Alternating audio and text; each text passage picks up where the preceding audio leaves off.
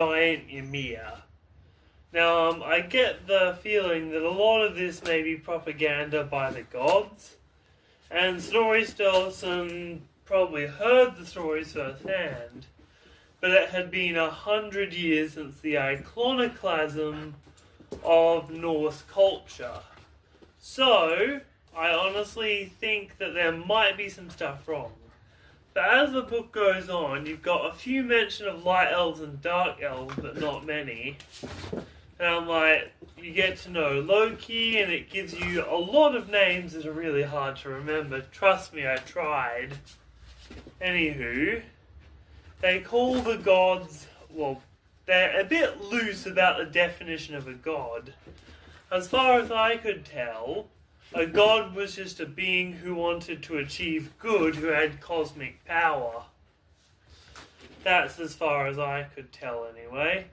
And the Aesir, or the Asers, as they called them in the translation, they were actually really lit. Like, Thor thought he was getting outplayed by this guy called Utgard Loki, but it turned out he was surpassing his trials, because even though the trials were tricks set out by Utgard Loki. And then there's Loki's children who would end the world. The world serpent, Fenrir the wolf, and Hel. That's one L, not two L's like the Abrahamic Hel. And this is actually kind of crazy, because this is one of the only resources we have that tells us about the Norse Eddas in person, because Vikings didn't write stuff down, they sung poems.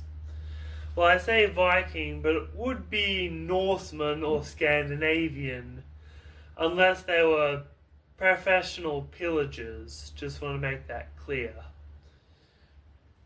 And again, Thor, a very powerful man, is said to be the greatest of all the gods. Well, not the greatest, but the strongest of them. Odin would be the greatest of all the gods. And his father is... Actually, I forget his name, my apologies. But actually his father is Bor. I just remembered Odin's father is Bor.